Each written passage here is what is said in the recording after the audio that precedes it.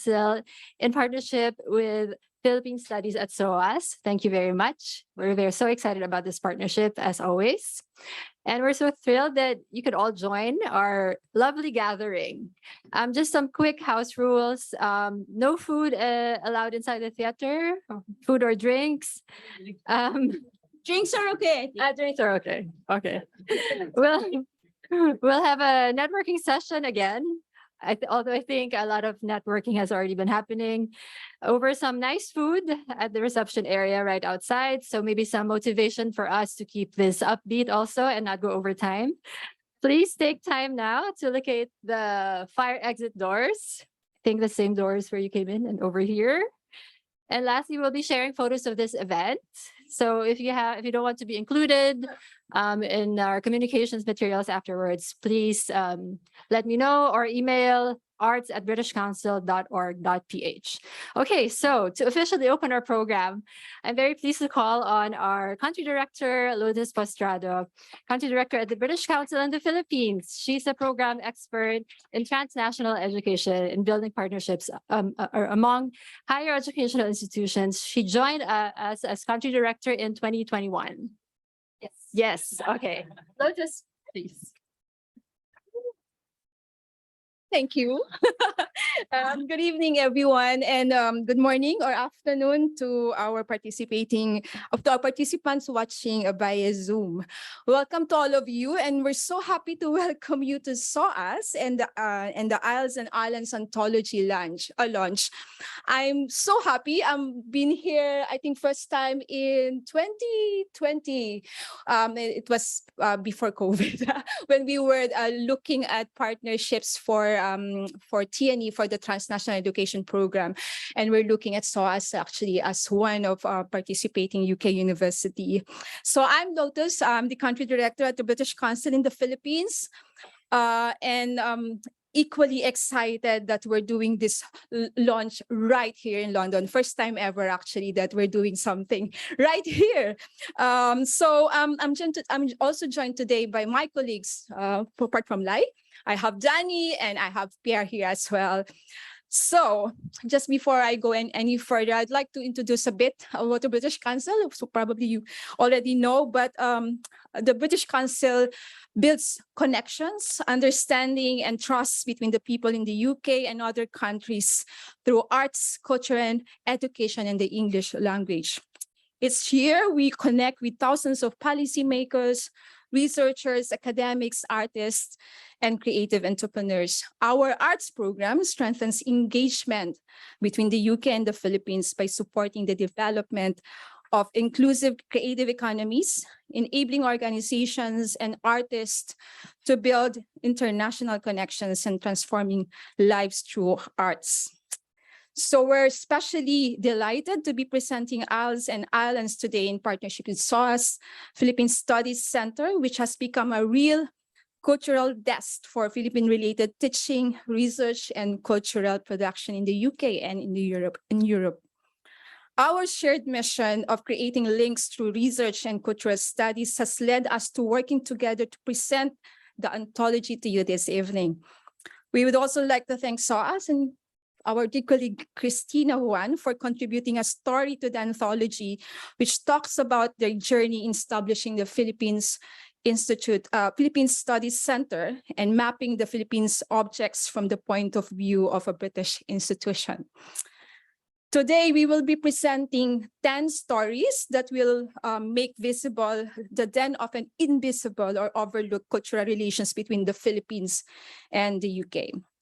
Through examining these links, we hope to present a dynamic and nuanced perspective on the Philippines and how it engages with the world and especially the UK.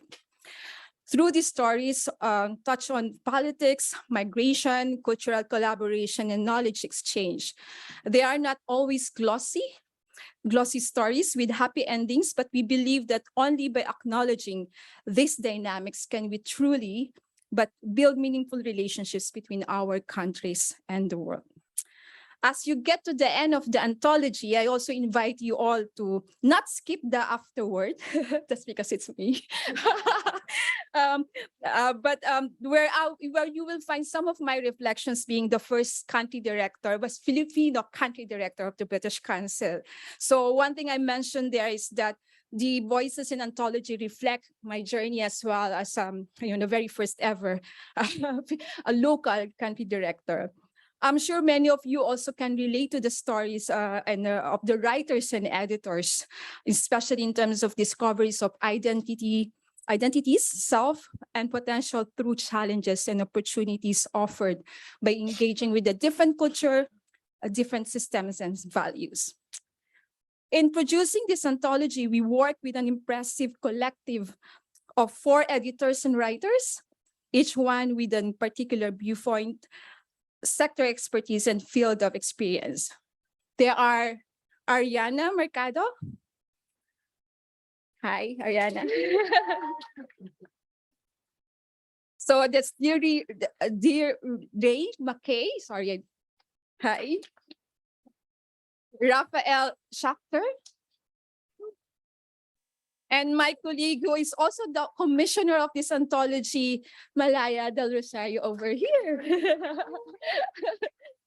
At this point, I would like to thank and congratulate them for all their insights and hard work to make this Isles and Islands anthology happen.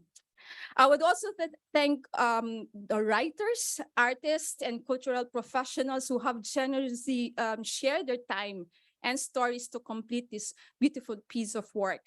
There are Eva Bencheva, who wrote about the late artist David Medalla, Kimberley Weir, Michelle Cavildo, Regina Bautista, Tina Colayco and M Museum in Manila, Baby Ruth Villarama, Pio Abad, who I know is here, Rogelio Braga, and lastly, Nathalie Dagmang and the artist migrants who were featured in her story.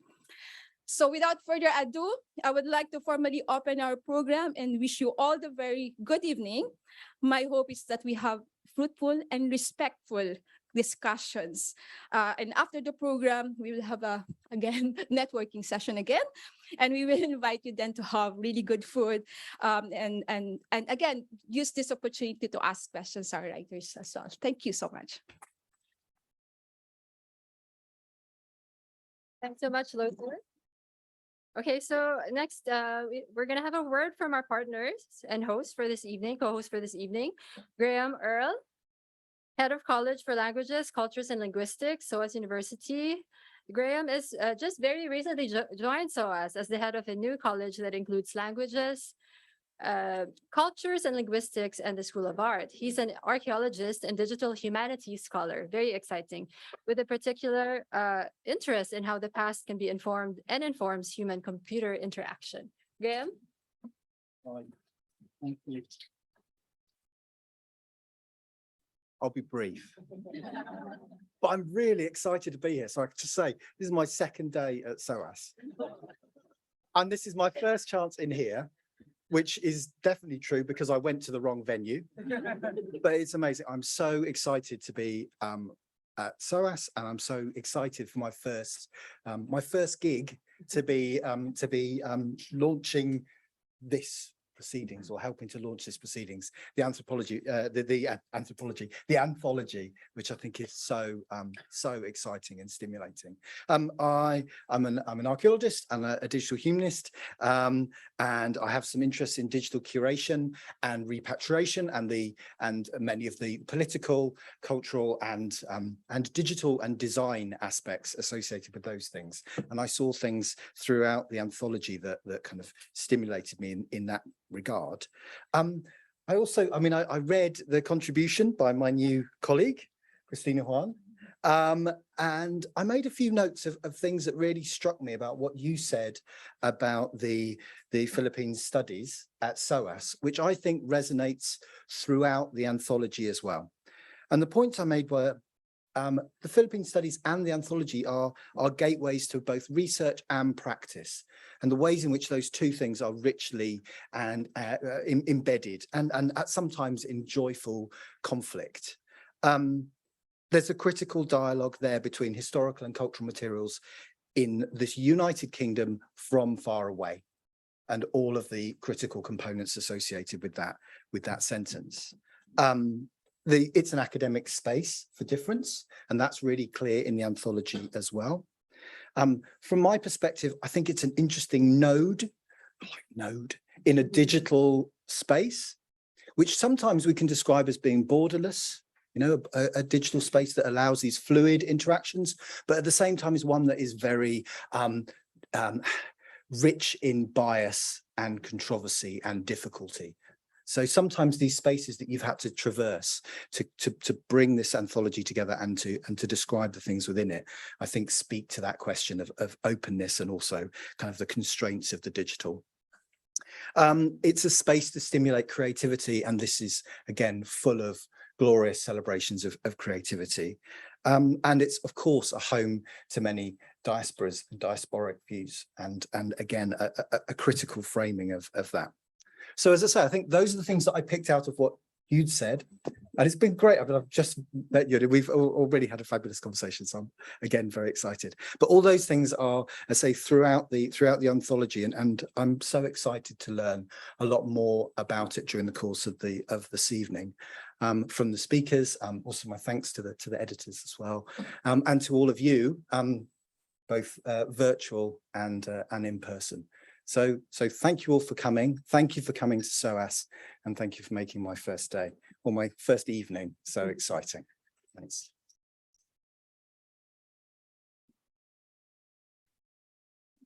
Thank you so much, Graeme. Very nicely put, and welcome to SOAS. Okay, so now we'd like to hear from the editors of the anthology, so they can give us a better idea of the process and how we basically created it. I feel very privileged to have worked with all these three wonderful individuals. Of course, also made more interesting because I was coming from an institution like the British Council. So I would like to call on Arianna Mercado, who is a cultural worker from Manila, currently based in London. Hi, Arianna. She just came back from Singapore. We'll be kind of knowing that you might have jet lag right now. She's the co-founder of Kiat Kiat Projects, a nomadic curatorial initiative. Apart from acting as editor, she also has an interview with Baby Ruth Villarama in the anthology, and the article is called "How Does the World Define Filipinos?" And Rafael Schacter, hi Raf, associate professor in anthropology and material culture at University College London. He works in public art and global art, lecturing, curating, and writing widely in both these areas. And apart from acting as editor, he also he has 2 interviews in the anthology, one on a hostile environment from Manila to London with Rogelio Braga, and the second is Creating Visibility with Pio Abad, on institutional navigation. And last but definitely not the least is Deirdre McKay, Professor of Sustainable Development at Keele University. She is the author of Global Filipinos and An Archipelago of Care, and her current collaborative work explores the ways that digital cultures shape experiences of migration. She also co-wrote with Natalie Dagmang this story called Connections, Care, and Culture. Okay, so we're gonna have just a very quick panel, and I wanted to start with you, Arianna. Maybe you can just tell us a little bit more about your work and the process of putting together the anthology, because you're actually like our lead editor. Hello. Yeah, thanks everyone for coming. And live for inviting me. But I guess like the anthology is is more informed maybe by my work as a cultural worker. So I work between kind of different fields, mostly curating and writing, and I moved to I'm like trying to adjust my thoughts, but basically I moved to London 3 years ago. So this anthology is something that maybe has been brewing in my mind for quite a while, because I've been thinking about like what it means, for example, to be like a new migrant in London, like out of choice, for example. Like I know there are so many migrants in London who are in the UK that come out of necessity, or like because their families have relocated here, but it was my choice to move here. So it was something that I've been thinking about, and also like my positioning as a cultural worker in London. So the entries in the anthology are informed by this perspective, and how complicated the relationship between the UK and the Philippines is in terms of like political narratives, but also about migration, forced migration, and what can possibly come after, or like what are the futures that we can think of collaboratively. So yes, that's where I'm coming from. Okay. You want to tell a little bit more about like the process of, like all our Zoom meetings and things? Oh yes. So we had several Zoom 1 million. meetings, yeah, like 1 million, but what was the process? I guess like maybe one of you guys can interject, because it's been such a long time since we've like organized we've been thinking about this anthology for like a year now. And I think we started probably with like authors that we were really interested in. Like for me, I think one of the starting points for my interest in the anthology and for the interest in one of the contributors was Kamustahan Projects, which is what Deirdre and Nathalie Dagmang have been working on. I thought that their project was really great, like really fascinating, and also such a great way to like involve different people into the UK, like the British Philippine art scene. So maybe Deirdre, you can say something about that. Yeah. Sure. So Nathalie Dagmang, who is not here, she is in Manila. She and I had a collaboration, and we were looking for some follow-on funding, and we came across Connections Through Culture. So that is how I got hooked up with the British Council. Natalie was the principal investigator, and I was her supporting act. And then out of that came the chance to work on this anthology. It was really, really important to me that this was a space where Filipinos lead, and this is a space where Filipino leadership defines our approach to narrating that relationship. So it was just really, really great to come together. I knew about Raf's work. I'd never worked with him before. And, I met some Ateneans. And so I knew I was going to have my grammar corrected by one, and I did. It's always a pleasure. But it was just a couple of meetings where we hashed out, okay, so what do we need to cover? We need to cover the making bureaucratic of things, because that's really key work. It's key work for Pio Abad. It's key work for Christina Wan. They're working in very, very different ways, but they're navigating bureaucracies. And there's something about the obduracy of British bureaucracy. I keep saying, these people invented bureaucracy, and now they're determined to die by it. I mean, seriously.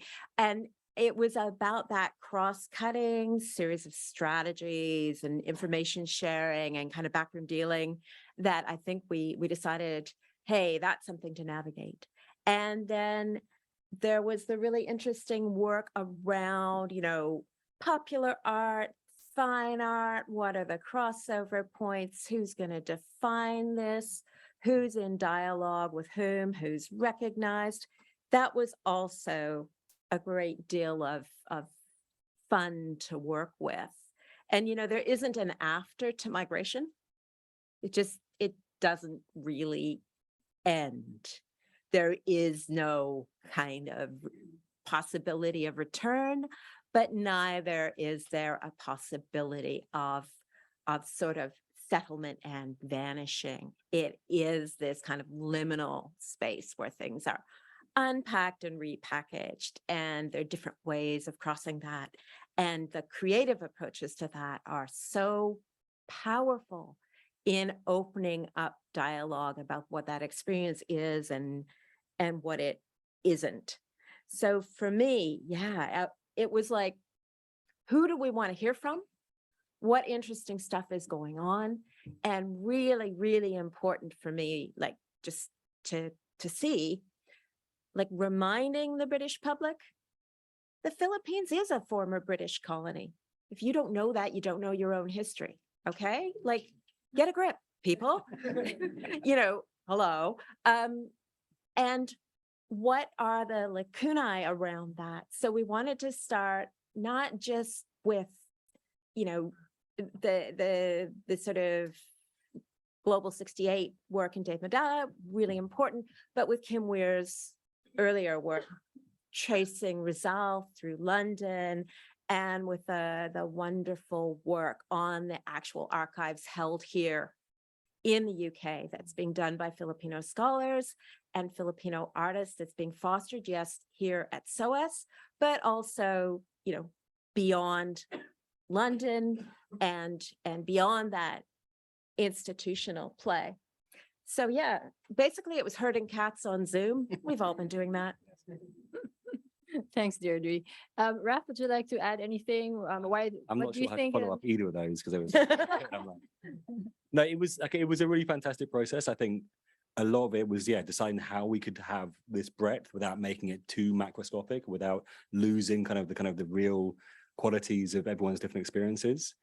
I think one of the things I know all of us were concerned about was making sure that we had a freedom to produce it how we thought best, and we really did have that. The same way as Deirdre, like the British Council has actually, really enabled a lot of my work on the Philippines and collaboration with Filipino artists to work in London and in particular at SOAS. So it's great that this is happening here. Deirdre mentioned, but the archives that they have here in the library are incredible. Really kind of untapped archival material on Filipino history, which, really still is something to be further investigated. So yeah, it was a fantastic process.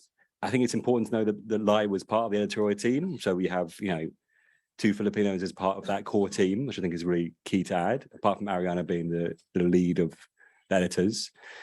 But yeah, so it was a very enjoyable process, and one where, there was so much that we couldn't include that we had to try and find a way of like having a depth to it and trying to see the entire, as much as we could, of these cultural connections between the Philippines and the UK without just kind of washing it out. So yeah, I'm very privileged to be part of it, to be working with these amazing other editors. And Yeah. it was a lot of fun. Yeah, it was fun. I think like what I want to add is that like part of the editorial decision was that we really didn't want to like water down the political situation that's happening, and like the kind of like, like what I was saying earlier about forced migration, like we didn't want to like water that any of that down. It was very important to like express these stories, because like when we talk about UK Philippine connections, like that is like really such a big part of it, and we didn't want to like just say like, oh yeah, like the British and the Philippines collaborate sometimes, like obviously there's a push and pull, and maybe like of course like a lopsided relationship between the UK and the Philippines, and like we really hope that we put that across through the anthology, because it was really part of the editorial process and the backing of like much of what we were doing. Great. Yeah, I think just to add also from the point of view of, I guess myself also, but also working for the British Council, where the core mission of the organization is about cultural relations. But on the other hand, it's really also about showcasing British art. I think that was my takeoff point of like questioning what is British art when it's so diverse, and actually there's so many existing links already between the UK and the Philippines that we don't normally build on in our work. It's a big organization, and I guess institutional knowledge doesn't always seep through. So I guess like through this anthology, it's somehow written down. And so, yeah, I learned so much from the 3 of you, and there's a reason why I'm hosting and you're the one mostly talking tonight. So thank you. Did you want to add anything else? Any other thoughts? I'm really looking forward to the food afterwards. Yes, we did have a special request to have a lot of food, so we heard you, Raph. Yeah, and I think it was a real achievement to have done all of this remotely, by the way. So yeah, congratulations.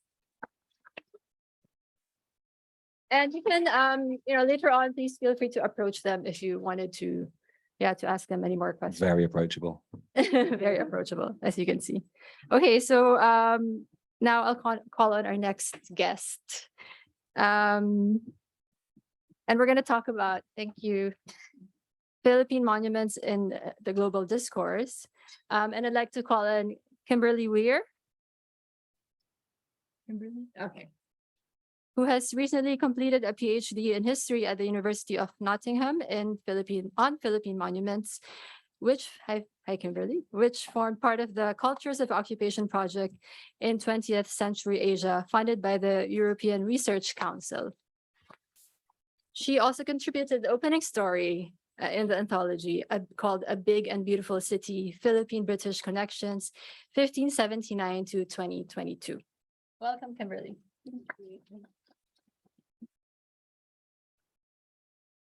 Thank you for the introduction, and thank you for inviting me to talk tonight. I was really honoured to be invited to contribute a chapter to the anthology, and I'm excited to be here, part of the launch tonight. So this talk, Philippine Monuments in Global Discourse. Thank you. Comes out of my PhD research, which was just meant, which I finished earlier this year. And the PhD formed part of the a broader Cultures of Occupation in 20th Century Asia project, which was led by Professor Jeremy Taylor at the University of Nottingham.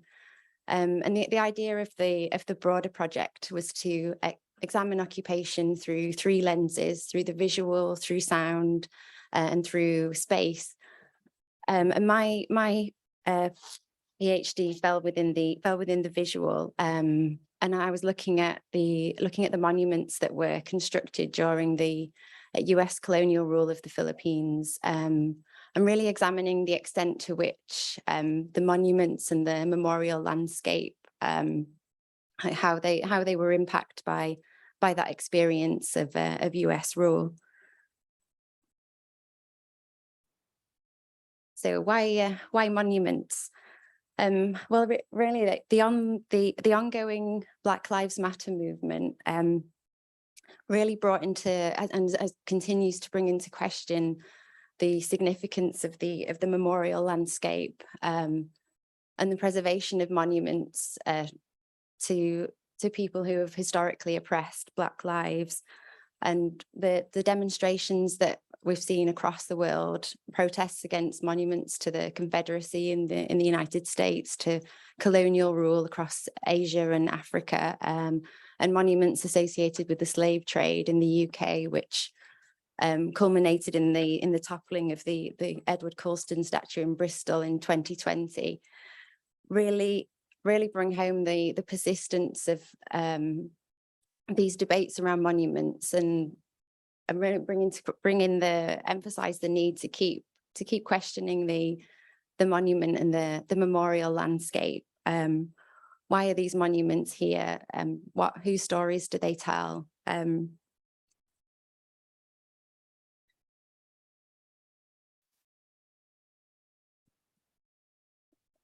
So there's been a lot written on colonial era monuments, and how monuments have been used to colonize space, and then following a country's independence, how the removal of these monuments has been part of that decolonization process.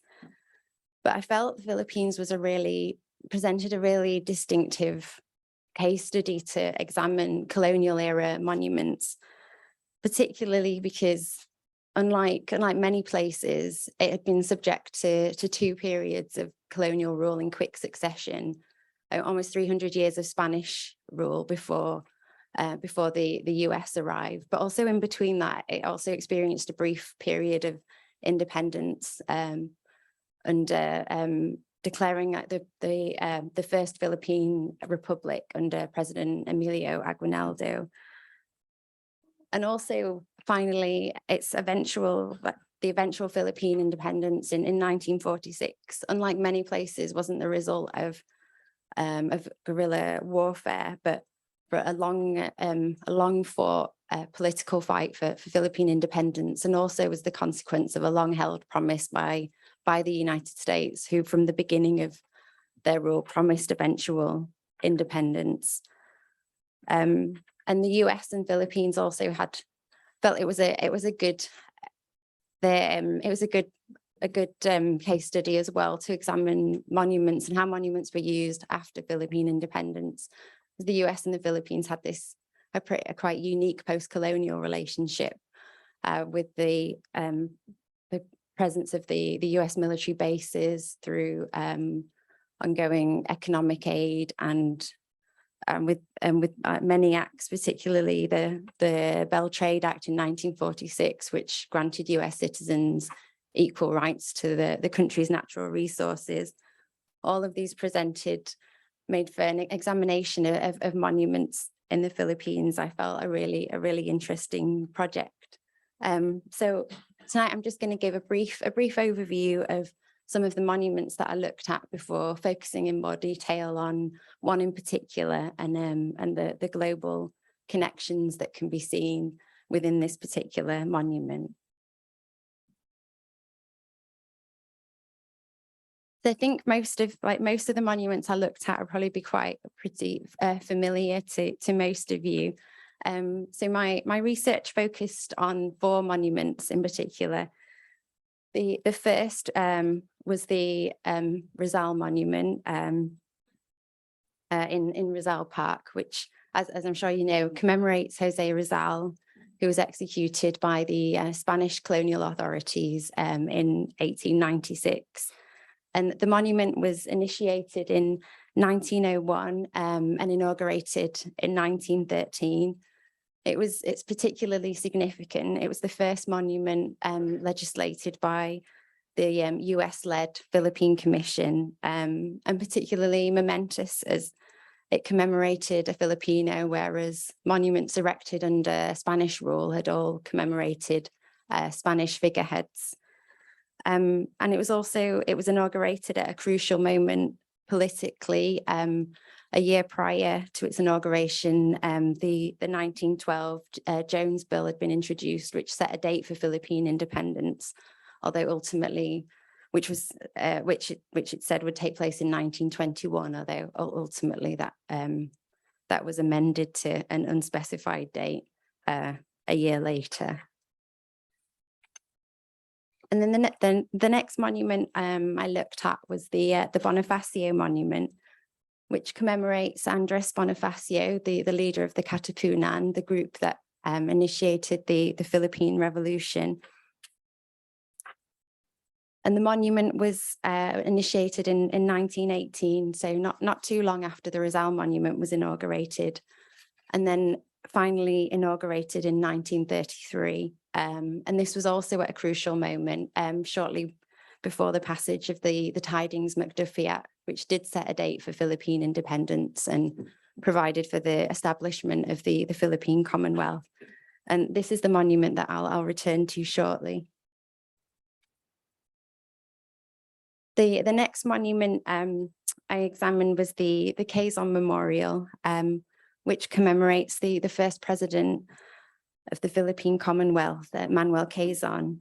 And this was initiated in 1945, a year following his death, while the Philippine government was in exile in the US during the Second World War. And then it was inaugurated in 1978. And again, this monument was also initiated at a crucial time in Philippine history, shortly before the end of the Second World War, but also shortly before the US finally recognized Philippine independence in 1946. And its inauguration was also several years into the period of martial law under the dictatorship of President Marcos. And then lastly, I looked at the Pacific War Memorial, which was erected on Curator Island in Manila Bay. And this memorializes the men who died in the armed forces, the Philippine and American servicemen. And it was initiated in 1953 and inaugurated in 1968. And it's quite different from the first three. It was initiated following Philippine independence, but I wanted to look at this monument in particular because it showed how the United States was still trying to shape the Philippine memorial landscape long after independence. Although this is also contested within the wider Second World War memorial landscape through other Philippine-initiated memorials, like the Philippine Heroes Memorial on Curator, and also several monuments on Bataan. So to return to the Bonifacio monument,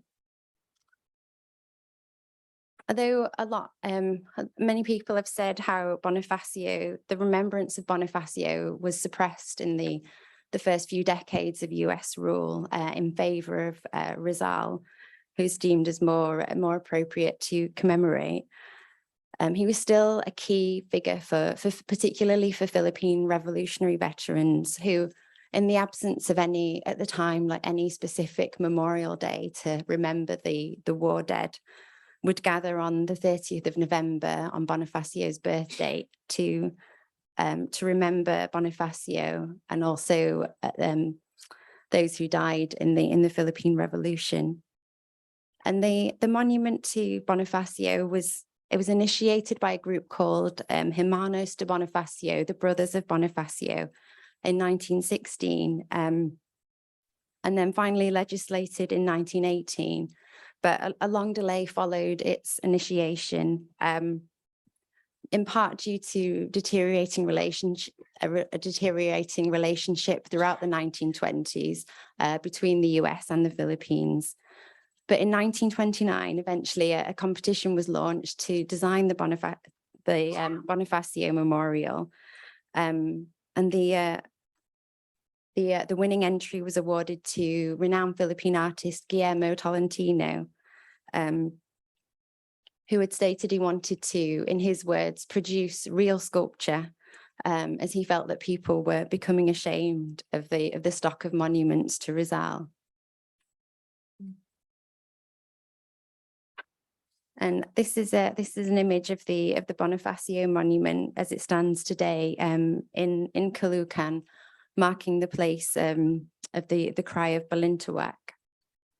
So the memorial comprises a 45-foot high obelisk standing on an octagonal stone base on which is painted an 8-rayed sun. The 8 rays representing the 8 provinces that participated in the Philippine Revolution. And on top of the monument is a figure of victory, and then just above the base you can see 23 figures cast in bronze, at the center of which stands Bonifacio with a revolver in one hand and a bolo in the other. And the final monument, although its design is by Tolentino, it was ultimately a collaboration with the Italian artist Francesco Riccardo Monti, who's also responsible for many other public artworks in Manila. And the obelisk as well was completed by the Philippine architect Andres Luna de San Pedro. Although at first glance, the monument looks pretty similar to the Rizal monument, the central obelisk form is really reminiscent of the Rizal monument. And also the obelisk form in particular had become popular through the 19th century and early 20th century as a memorial marker. So it speaks to that. The monument speaks to that kind of broader, wider sculptural and memorial heritage. And the figure of victory as well dates back to 200 BCE, to the winged victory of Samothrace, a Hellenistic figure. And that figure continued to be used on memorials through the Roman Empire, and then right up into to when the Bonifacio Memorial was inaugurated. It was appearing in monuments erected by the US following the First World War. And there's also, in the obelisk form, there's also a similarity to the Washington Monument, which Tolentino would have seen on a visit to the United States.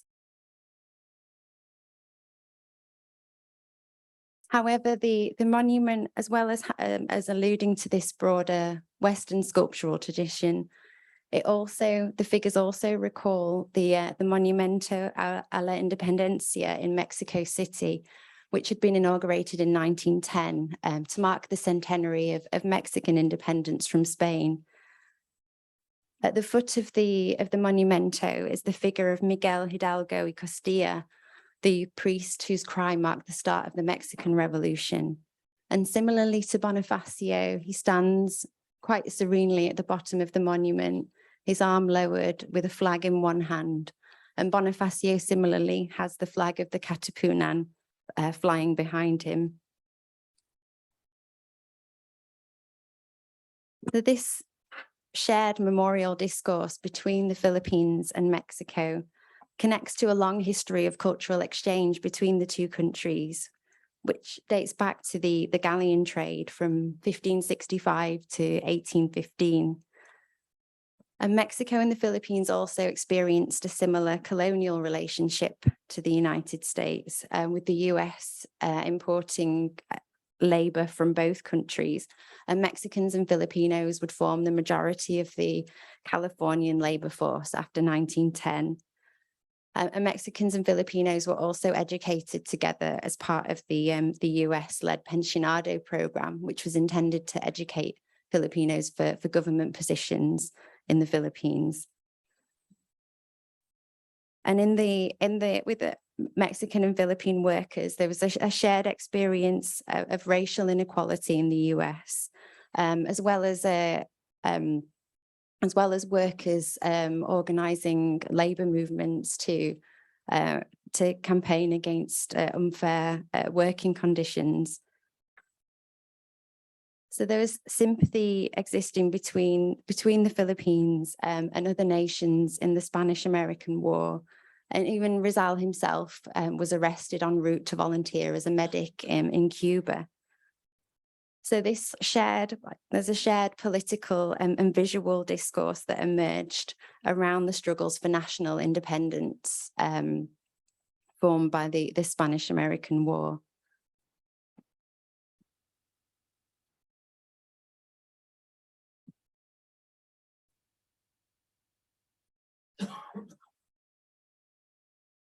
So, although there's been mention in the 1920s and 1930s of this idea of a trans-Pacific Filipino consciousness emerging, as Filipinos on both sides of the Pacific campaigned against unfair labor and working conditions in the US, and also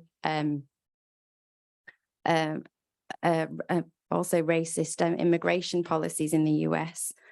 But through the Bonifacio Monument, a broader post-colonial Hispanic consciousness can be seen to have emerged. This shared sculptural language speaks to a mutual colonial history, as well as connects to the ongoing Philippine-Mexican alliances that were taking place at the time. And the Bonifacio Monument is also imbued with Philippine revolutionary symbolism. The octagonal base and the flag representing, the 8 rays of the sun representing the 8 provinces that participated in the revolution, and the 3 steps at the base of the monument representing the 3 centuries of Spanish colonial rule.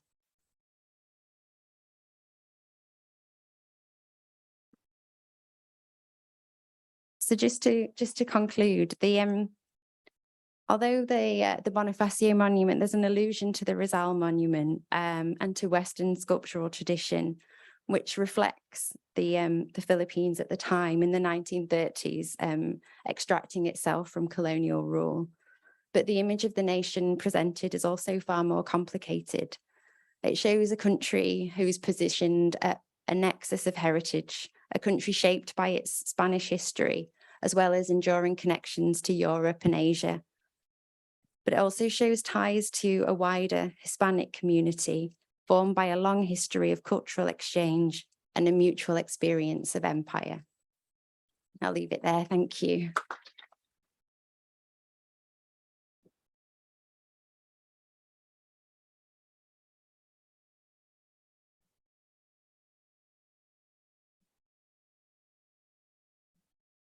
Thanks so much, Kimberly. That's a fascinating study on Philippine monuments, which we often take for granted, actually. Coming from a city like Manila, they're everywhere, actually.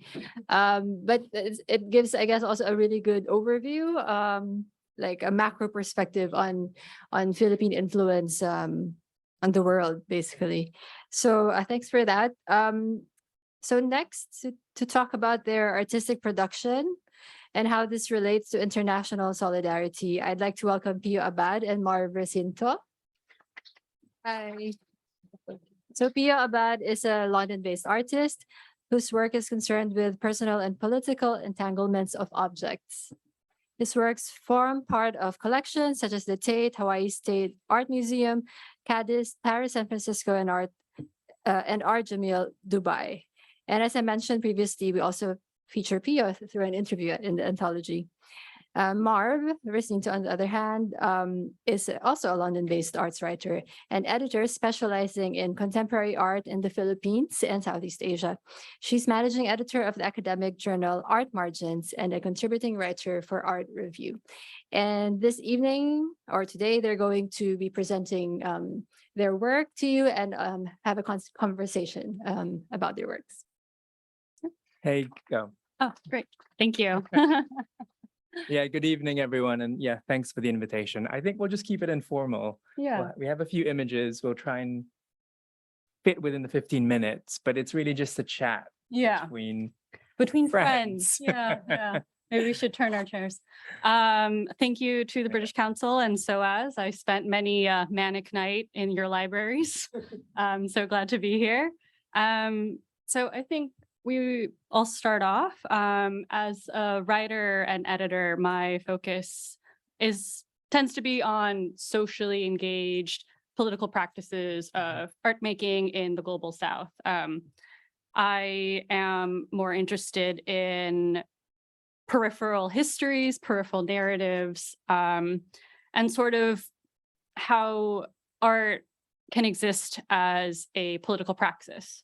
I'm not necessarily interested in the quotidien because sort of in the era we live in, you see all of what's happening around us, all the political change, all the political turmoil, that it feels a bit, it feels somewhat obligated to be invested in political art making, political practices.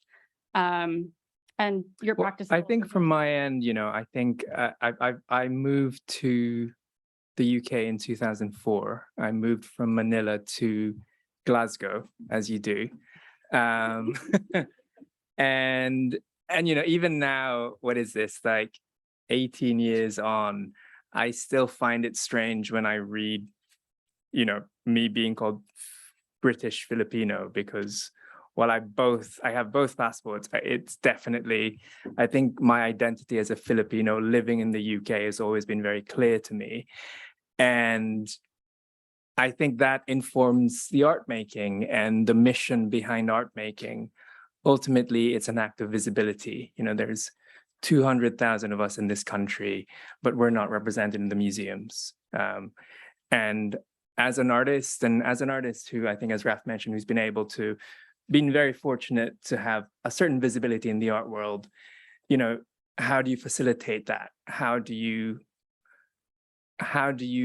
kind of convert, the act of exhibition making, the act of art making, not just as an act of visibility for yourself, but as an act of visibility for a larger community that, have been very instrumental in shaping this country, but at the same time have been incredibly invisible because the colonial narratives don't quite match up. The Brits had us for a year.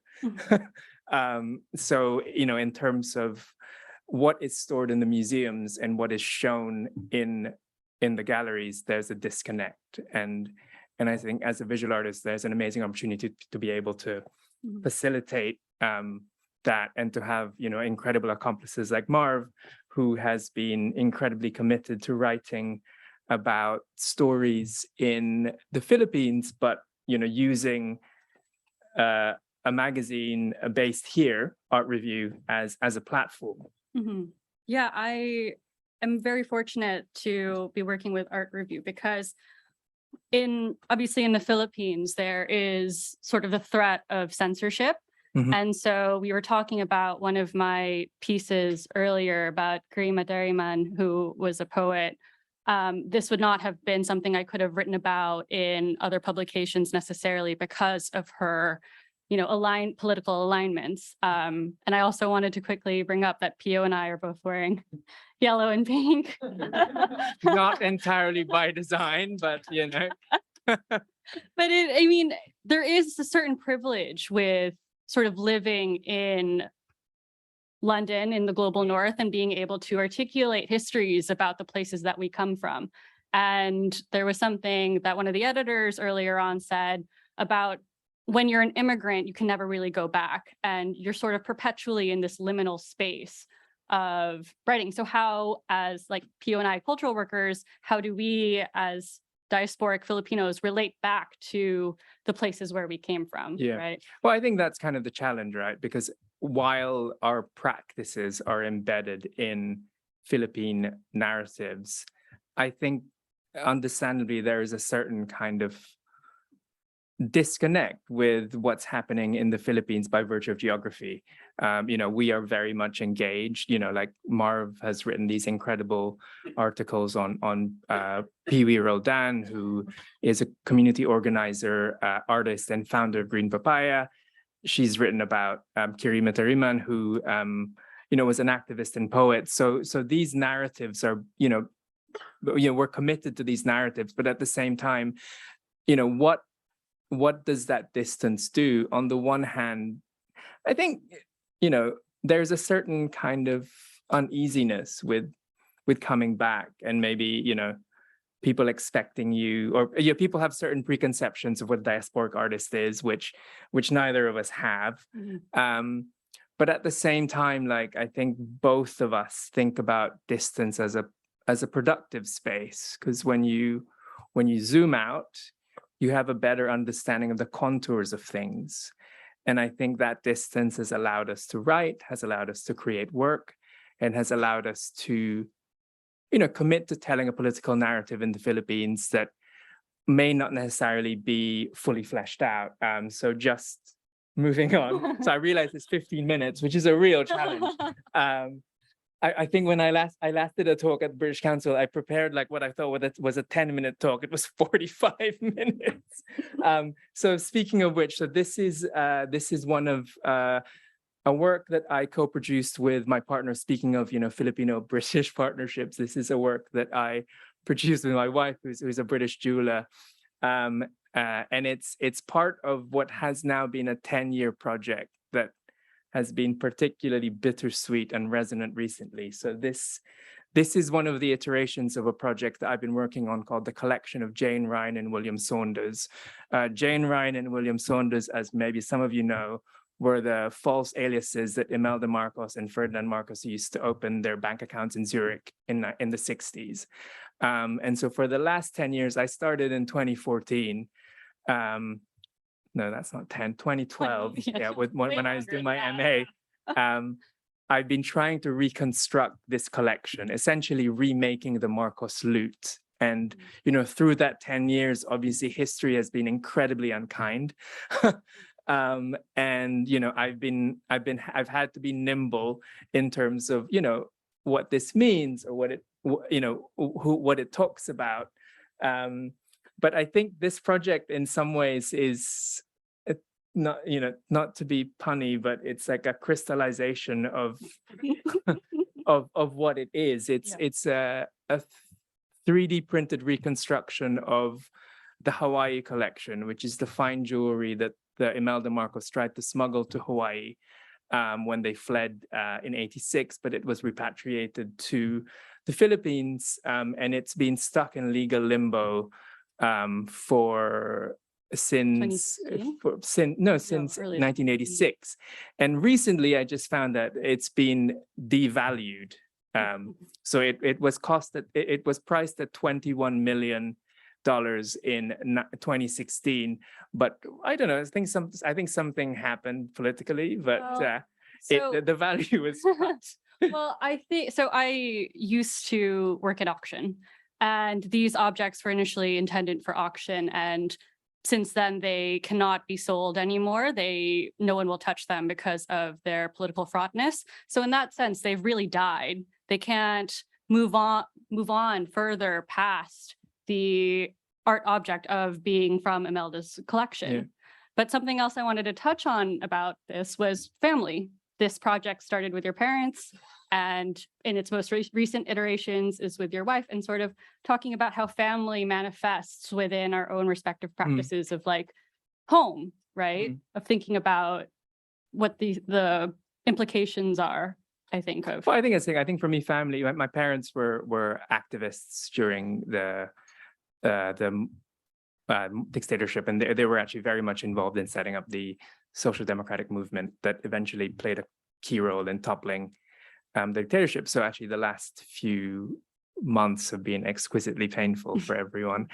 But I think that's right. Family has shaped, the work, and I always say it's both an archive, like a source of knowledge, a source of wisdom, but also an agent, like as, my wife as a producer of these artifacts.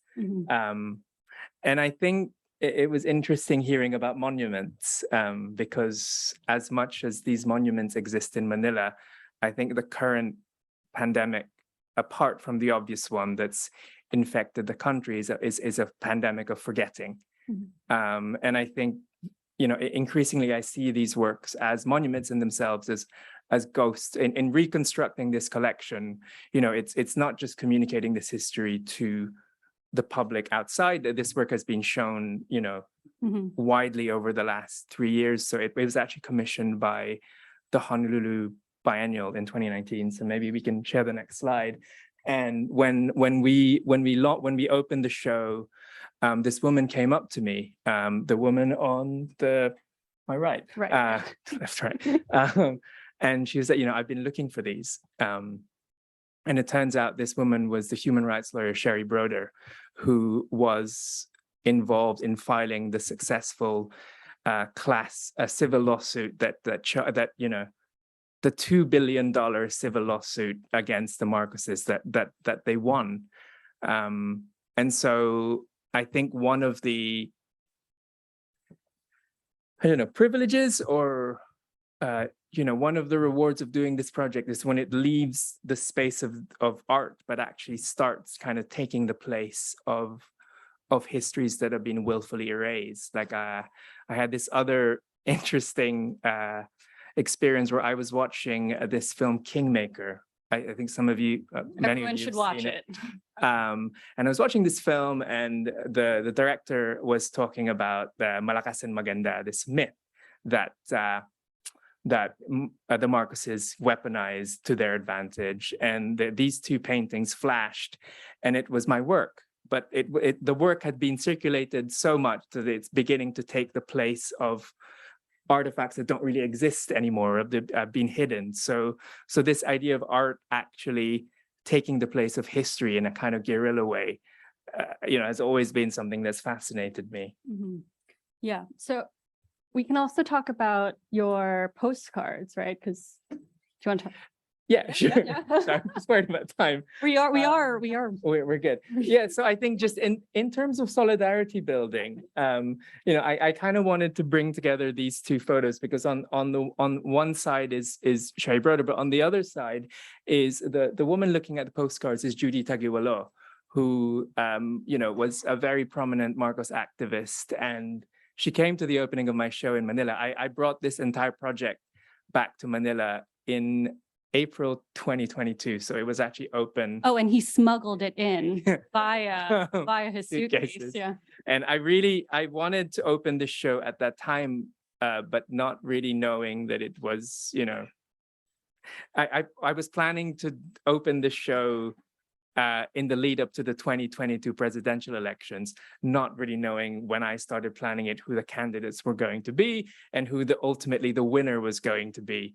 And so again, the work kind of moves from becoming an art object, but I think the day after the elections, we had like 1,000 people in not a very big gallery, because it became like a site to be angry, to grieve, to remember, to hope. And ultimately, that's, as much as a political project, the art project was kind of, but as a project of imagining what's possible, which you'd hope art does. I mean, that's Yeah. what you write about. So, well, given time, maybe we can talk about how art has sort of manifested as a political act, an act of social engagement, an act of, mutual understanding and camaraderie, which I think a lot of what we work on tries to achieve that. So obviously the summer was Documenta 15. If you could just go to the last slide. Maybe please. let's go. Yeah. One more. Yeah. There we go.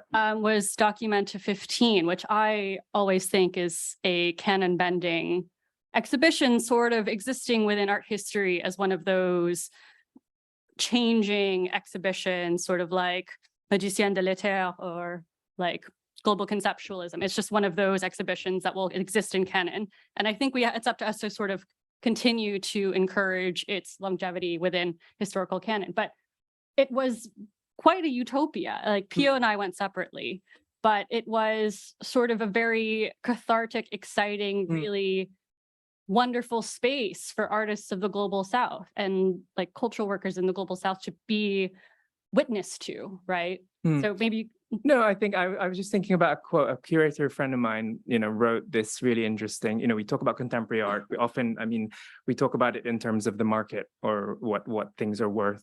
But he said something really beautiful, which is to be contemporary is to stand in solidarity, and ultimately as an artist and as a writer, engaged in telling stories that people would rather hide or people would rather forget. Ultimately, it's an act of building bridges and building solidarity. And I think what was so amazing about this exhibition, we wanted to end with something that wasn't about us. Yeah.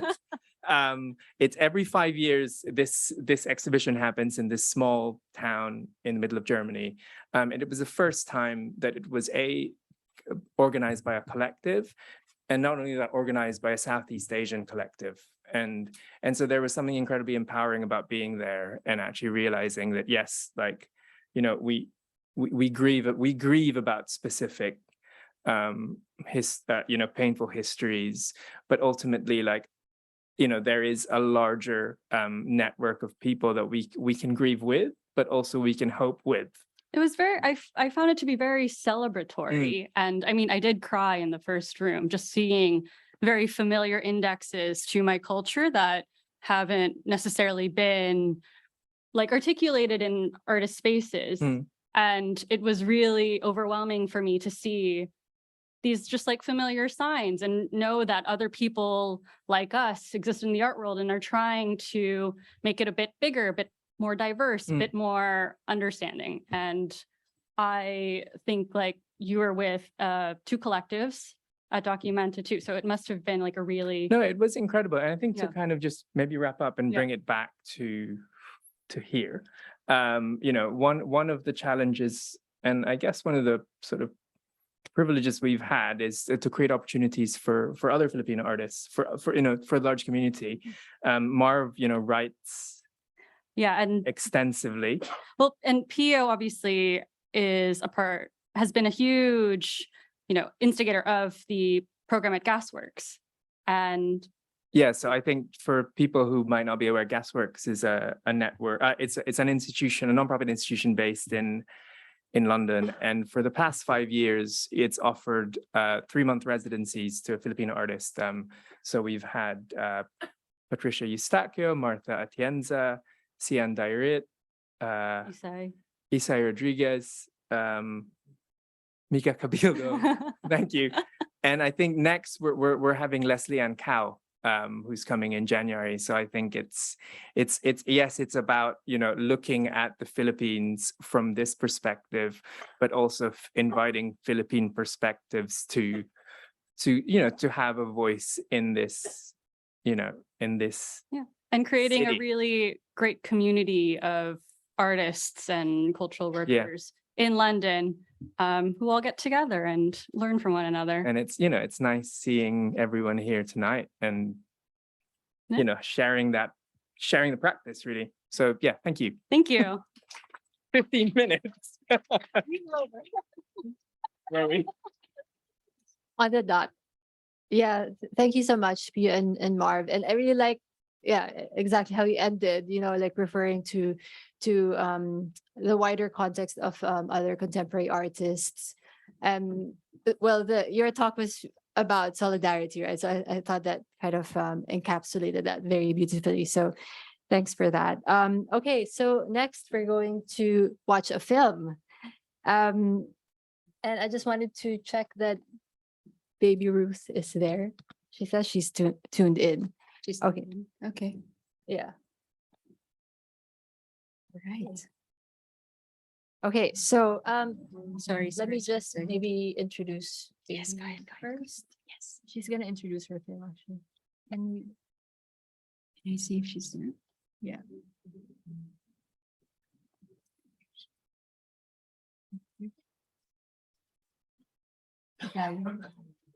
Okay, okay. We see you, baby Ruth. Hi, everyone. Okay, we're gonna, how do we spotlight her? Later na. Oh, okay. How do we spotlight her? It's okay. She's gonna talk.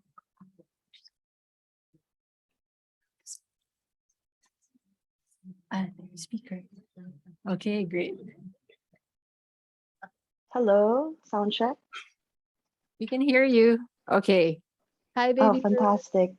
Can you hear- Hello, good. Yeah, I can hear you guys very well, and my God, I've been learning so much at this wee hour in the morning. It's 4:14 here in Manila.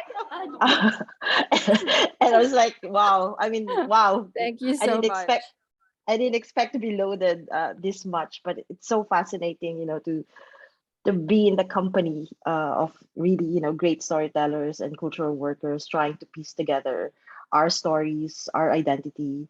And it's nice. I'm sorry I'm missing all the food and the collective energy there.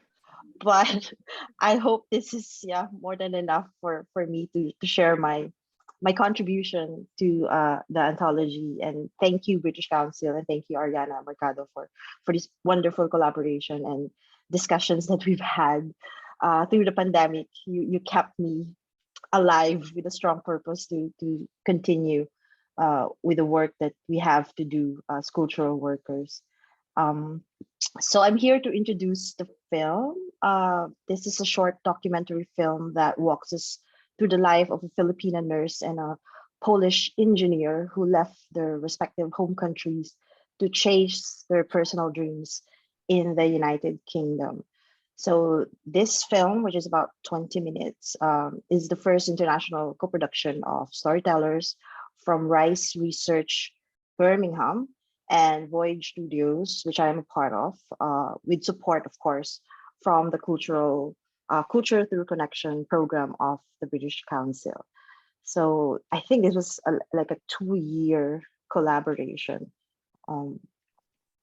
And yeah, I'm looking forward to discussing this with you after the film, I guess.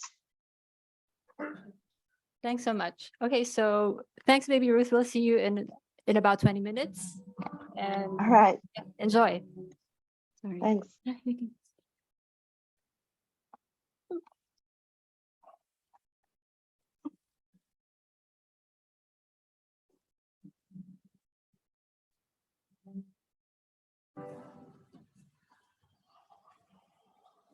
Hello guys, welcome back to my channel, and today I'm going to show you our house, or my house, to be exact. So, hello. My mom is folding clothes at the moment. As usual. As usual. Are you vlogging today? Yes. Hello everyone.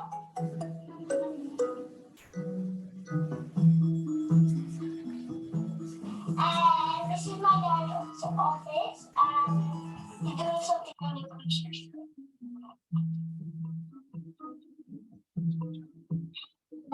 Since he's just really busy, I'm gonna go read No. I thought you were gonna hear that. No. Anyways, like and subscribe. Hit that notification and peace out. Well done, Seth. Thank you.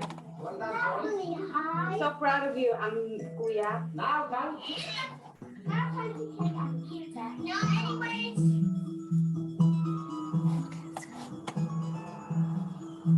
Baby, no, you're Sorry. hurry up, baby. Stop playing around.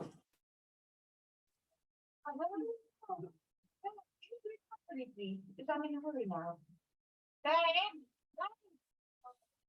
you come quick, please? Just at least brush their teeth because I'm running late.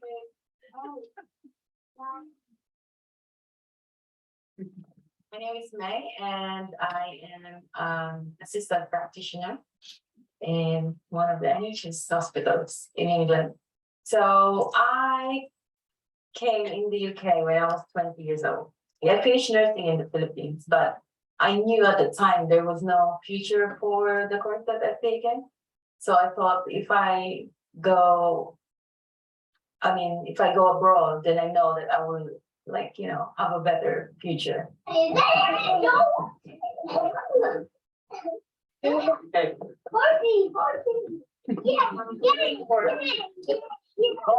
when you start playing, mommy's going forward. Hurry up. Quickly. My name is Lucas Soleni, and working currently for engineering company as a cost estimator. This mommy is going to work. There you go. One. Face. Okay. Hang on. Come on. Ordinary thing. Go.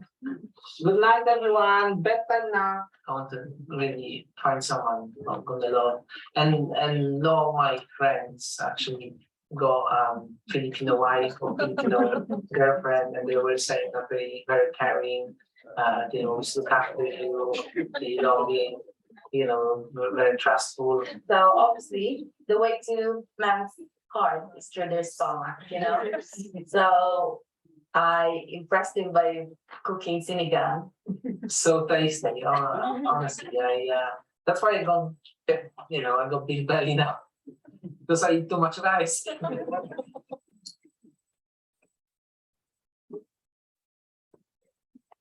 Baby, I already prepared Sebastian and Chandy clothes, okay, for tomorrow.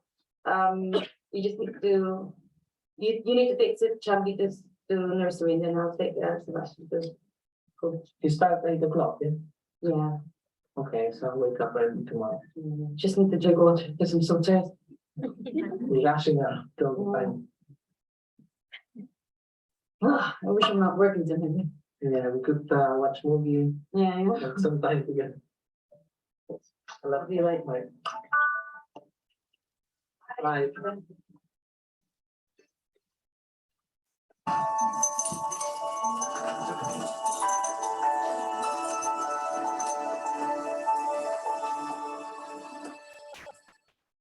really, really, really miss my mom. If she could just stop working for at least 2 weeks, then I feel a bit happier. So I could just really like them to spend some quality time with me.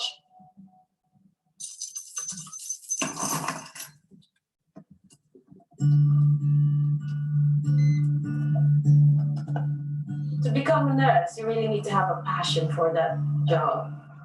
And I do enjoy working as a nurse. It's just that as you get older, your priorities change. And after having 2 kids, I just want to be more available for my kids. And at the moment, I'm working long hours all the time or doing night shift. And then after night shift, you're like an eggless chicken sometimes, that you're running around with all tasks, like make sure taking kids to school and then trying to get some sleep and then picking them up, and then after that going to work again for night shift. It's just I would love to be more available for my kids in general.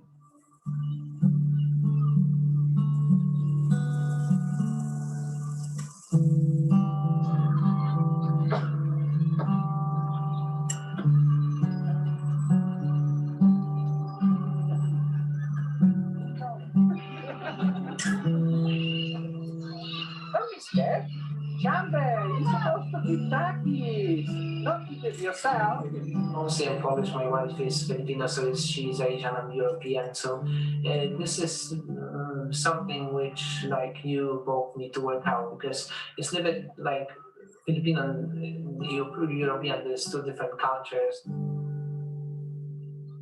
Nursing is like a top-notch career for Lucas. He loves the idea that I'm working as a nurse, but I'm thinking about to actually change my career in the future.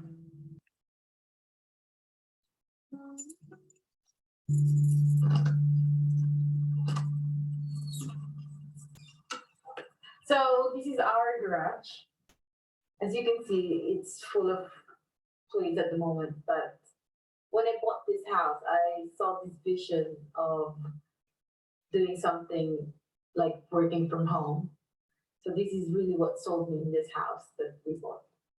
And yeah, I just wanted to, if I'm going to have that dream spa, I would love this to be, it's going to be definitely a theme of like tropical, because obviously I'm from the Philippines. So I'm always, I love banana leaves. Banana leaves remind me so much of Philippines.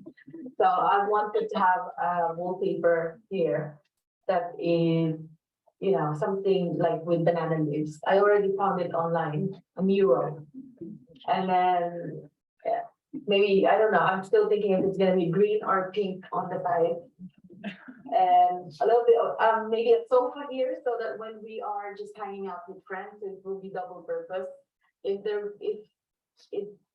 there is no, like if I'm not working, then you know we can just lounge here with my friend, and then with the television there at the back. And if I'm going to have that massage spa, then I can just have a bed here. Actually, 1 or 2 beds can still fit here. Yeah, I just imagine this like that. So, and then it, like I said, this is a double garage. So we also thought about like we're gonna have a gym here. It's spacious enough to have gym. So at the moment it's full of stuff.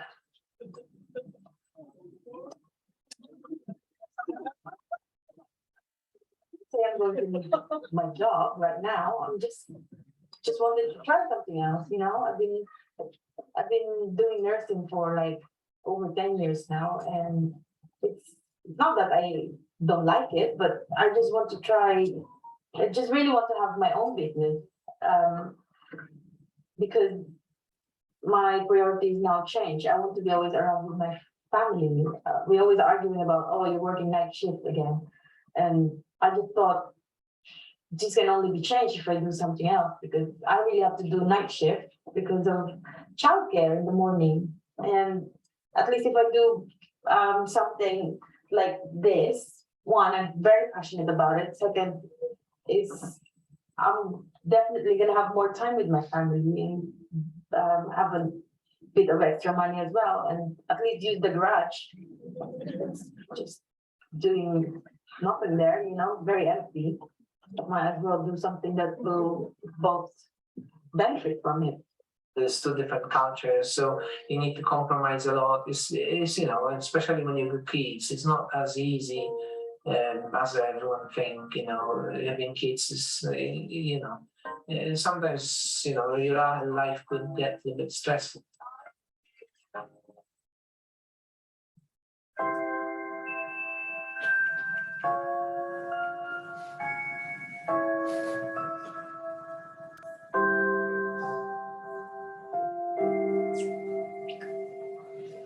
Oh, wait. I found this spa, and she's also Filipina. I booked a spa for us. Maybe you can have a look and see. Also, if you know, maybe you can have a feel how it would be like if I have my own. No, I don't know, because I don't want to really, you know. I would like you to do nursing and then, you know, focus on nursing. I don't want you to really go into master. We already discussed this. Yeah, I just book a bench, that's all. Okay,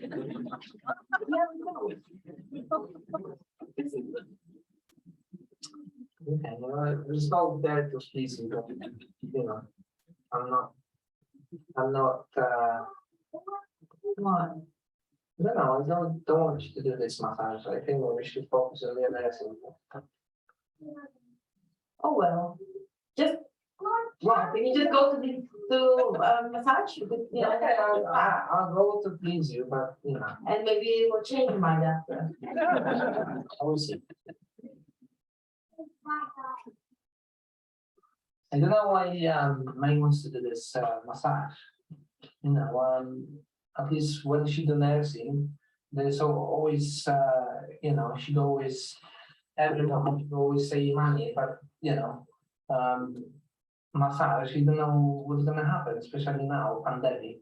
There's you know, business is going down, so it's not a very secure job. I don't know why she wants to do it, honestly. Hello. Good afternoon. It's for you. Yes, hello. I'm Celeste. Ano, Cass? May. May and Lucas from your obviously from yeah. Abraham pala. Oo naman. Yeah. How do we say kumusta in Poland? Cześć. Cześć. Cześć. Yeah, so this is our little place. So you're here for your massage. And something else. I like the name. So like the name, thank you. Yeah. Can you remove my my stretch shorts? So this is my God, it started from carrying this bed. Just one bed, just massage, going to places, going to houses, to friends. But then, you know, tell us about it. Yeah, make it from small. If I have a garage like yours, I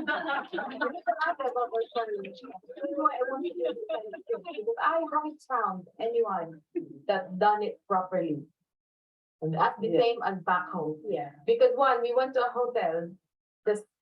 It was nice hotel with swimming pool and all that, and then you get this treatment. Yeah. My God, Lucas said to me, babe, yours is better, should just pay you. And then recently we went for a foot spa, and said to what foot spa, just to sort out our feet. I thought she's gonna touch our nails. She didn't even touch our nails after. Just remove the yung dry skin. And you know what you say? 80 pounds.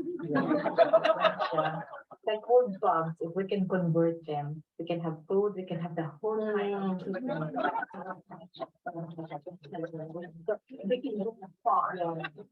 Because first I'm limited with my space. Yeah. So I only work within my space. Sure, I can do what it is. So that's why I'm not offering nails because I don't have a space.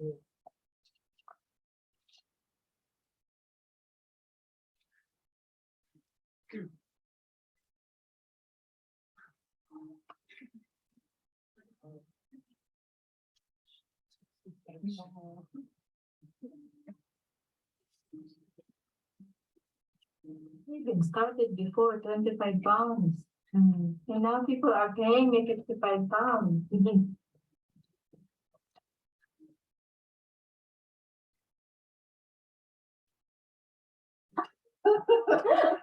Not even serious, no one. Yeah, it was only was cracking.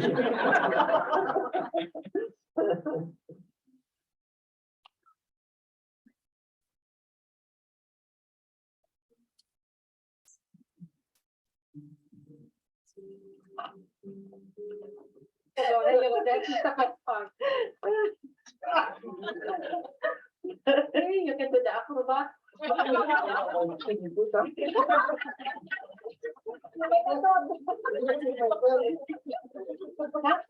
Therapy part of it, you know? Oh, I think this is really good.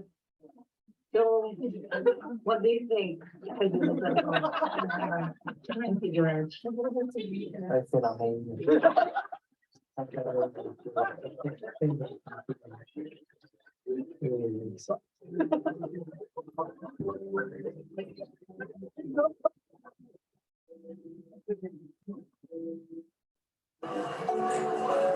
with with the Filipino, they're always happy, they're smiling. Yeah. So she brings a lot of happiness to my life. Once I get more experience, be self-employed and do a lot of contract work, which pays a lot of money. So that my wife could stop working and then 500 quid. I asked Lucas if he could just give me 500 pounds a month. Then I'll be happy to stay at home and you pay for the rest of the bill.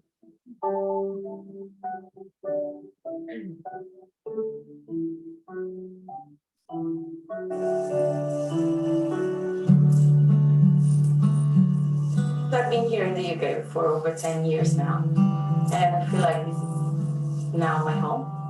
For anyone who wants to who's got a dream, my advice is that just try to do something about it, don't just dream. You have to try to plan and just do it, because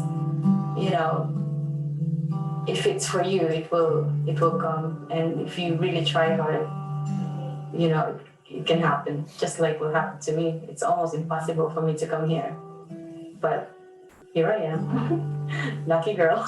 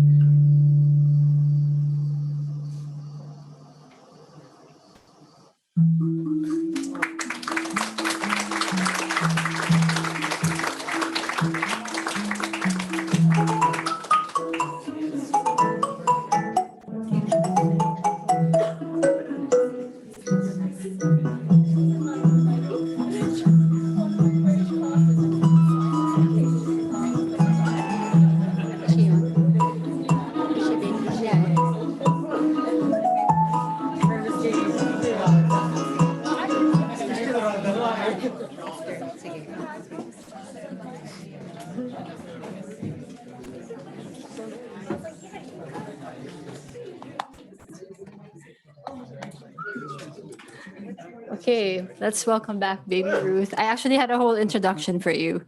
So in case you don't know her yet, baby Ruth Villarama has been involved in international co-productions under Voyage Studios for more than 10 years. She's a Chevening scholar and is the award-winning director of the documentary film Sunday Beauty Queen. And yeah, if you didn't know, yeah, this, well, she already mentioned it, but this film was created during the pandemic and through a British Council connection through Culture Grant. So I'm so proud to watch that film. At this point, I would also like to call Deirdre McKay once again to have a quick Q&A with baby Ruth. I've already introduced you earlier, so please. Oh, actually, maybe better for you to stay. Yeah, it might be better here, or otherwise I'll be looking over my shoulder. Well, that was amazing. Hi. Hey. Yeah, that was just, we were asking earlier what comes after migration, and now we know. So how did you negotiate access to make that film? Wow, that's a good question, because it was really a sensitive time for everyone. Way back in 2020, and there was a point in May's life when actually her mother passed away due to COVID, and that gave her that strong motivation to really just push for her own personal dream, to open her spa and to claim a little bit of space, for her identity to bloom in her own garage. But during the time of filming, she wasn't really comfortable and ready yet to discuss about the death of the mom. So we had to respect that. But she wanted to really assert, and she was ready, and she needed this platform to also express herself. In fact, when we were doing the interview, she hasn't slept because she came from a 12-hour shift from her work at NHS. But she wanted to push it, and she wanted also to use the film as a device to hopefully convince Lucas, because her her husband is quite pragmatic about the situation, and as she mentioned, Lucas is someone who gives high regard, to nurses as a career, and Filipino nurses in the UK, they're very well respected, and they have a comfortable stature in life, despite all the hardships that they're undergoing, but they're not really getting the due recognition that they hope they can get. But this one is sort of like a microcosm of a slice of life, on intercultural marriage, on multiculturalism. So we just wanted to explore that, and May was very important, was a key element for us to be able to do this. She's famous, right? She gave the first COVID vaccine. Is that the same May or no? No, I think that's Another a different one. May. Yeah, Okay. another one. I mean, this is it. This is where the British public is like, wow, all the Filipino nurses. But I guess where I'm interested in what she didn't say about the hierarchies in the NHS. The reason that she doesn't see she's going to be moving up the ranks and into management. Did she talk about that at all? Like her frustration with progression, with like not getting good shifts? No, I think it's more of deciding that as a mother, because her two children are growing up, that's her ultimate motivation. But of course, she discussed the long hours of working as a nurse, which I think is pretty much standard if we look at it. But of course, it's unusual for standard workers. But for NHS nurses, 12-hour shift is something that they have to do, given the situation that we are all in 2 years ago. So she takes pride of doing it, but I think because of the vulnerability of life, as it was presented during the COVID situation, she wants to spend more time with her children. She doesn't want to miss those moments of them growing up. Yeah, I think that's something that you definitely captured with the children as well, that is the discussion with the family. But I was just intrigued because I know when you look at the statistics on progression in the NHS, you also see that there are very few Filipino nurses in the higher bands that get the better shifts. I've got a colleague working on that. So again, you don't have the career track where you might expect somebody who's more senior, who's got 2 kids, to be able to juggle that effectively, and it's falling unequally on a racialized workforce. So I think I thought that was also, I mean, it's sort of the elephant in the room is she's like, I want to give up nursing and do something else. And the question is being asked is like, well, how would you get ahead and get something better and more responsibility, better hours in nursing? And it's kind of, that door seems to be closed. Yeah, I agree. It's quite limiting to many people. And if you look at, the diaspora of the Filipinos, they're there at a certain level, and we cannot really assign labels on, if everyone will succeed or what. We can, just hope that they can reach that top management for them to adjust their working hours. But what we looked into the film is also something about constructive journalism, which is something that we learned during my time studying at the university in Birmingham. It was shared by the BBC of, how do we present migration story in such a way that would not drag down the audience, but to sort of create that space, that neutral platform for us to be able to encourage someone who may have a personal dream that's not really aligned to what is expected by society for most Filipinos. Maybe in the UK, because most of the Filipinos there are, a lot of Filipinos there are working in health services, and for somebody who dreams to open a spa, it's something unusual, but it's a personal dream, and it's a question also of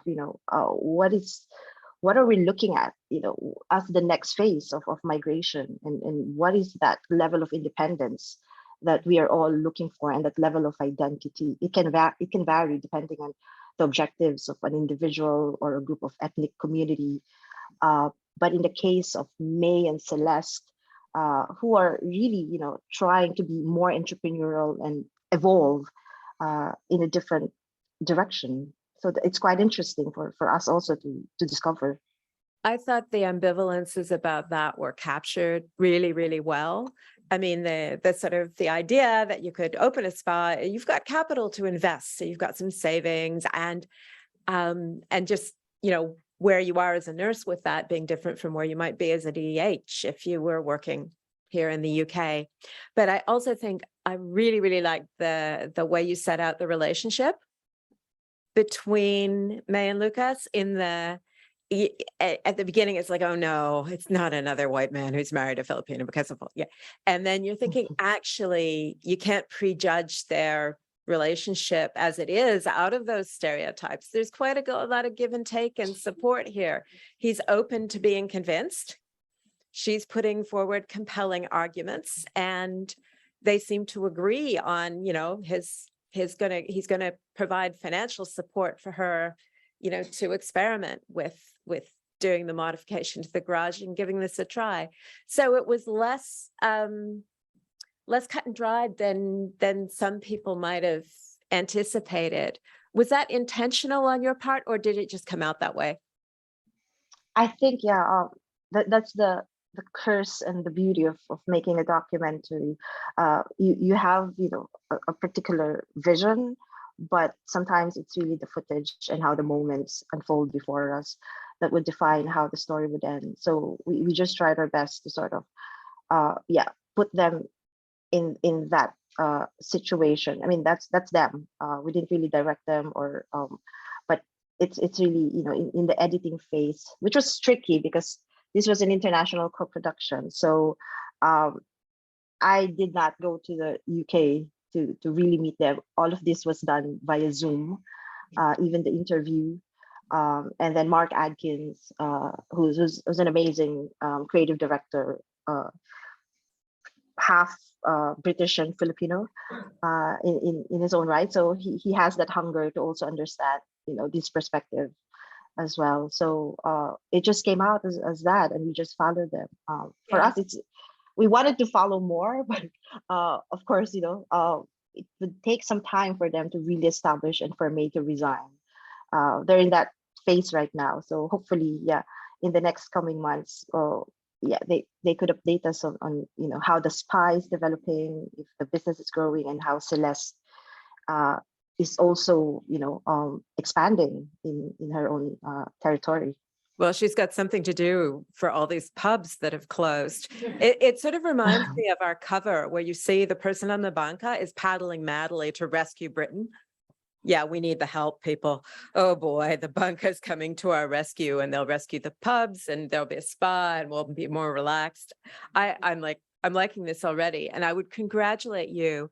It reminds me of Sunday Beauty Queen and the wonderful dialogue between the dancers, between the employer and the DH, but they're both dance performers, and they have that moment of recognition in artistic practice. And that for me was like, that was so powerful, where they recognize each other as dance artists, structurally very different situations, the global economy, but you move, you express yourself through movement. I get that I can respect. And there it's those moments in the relationship where, thinking about the ways forward, quality care for the family, equity in decision-making and finances. And I think you show us that negotiation after migration really, really well. So thank you. Thank you. And we're looking forward to sort of, learning more, because while we film this, we also learn more about our people and also other cultures as well. Thank you so much, guys. Thanks so much, baby Ruth. I hope you can go to bed soon. Thank you again for taking the time to attend.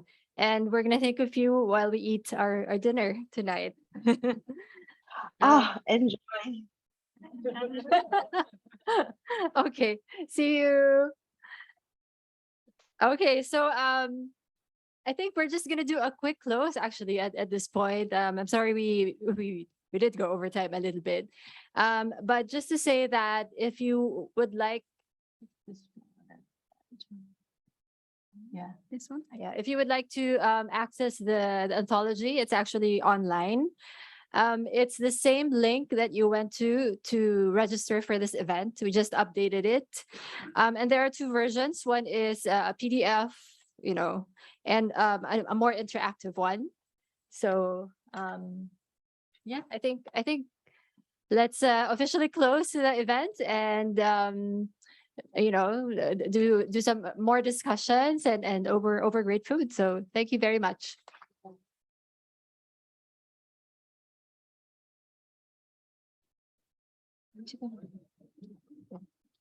You're not gonna give. I'm gonna. Can you look it up? May I have a principal?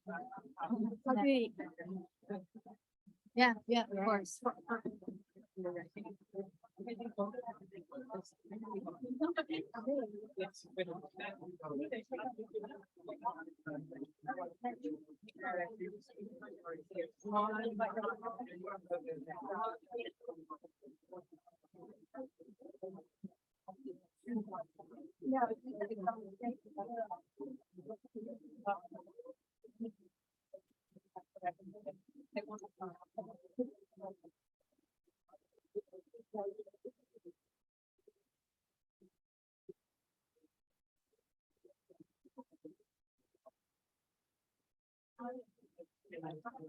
I found it.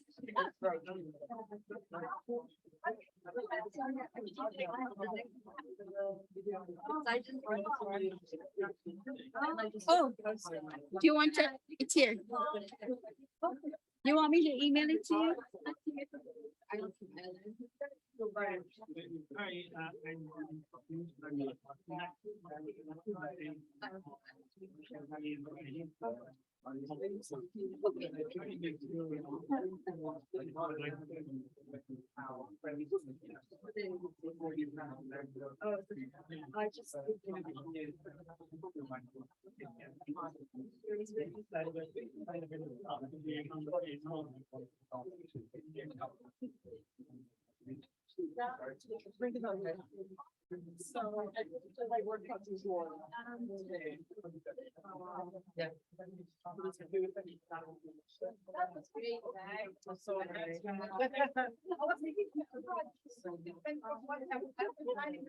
I know, it was so much fun.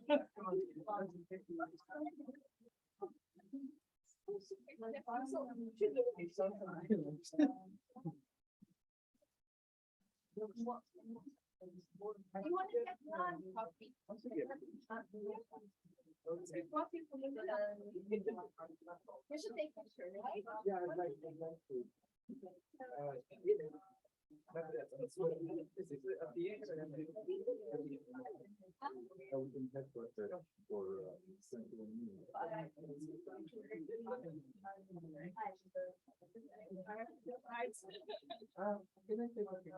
Yes, sure. Maybe this really good. Really good background. Yeah. Then I'll take a selfie home. Yeah.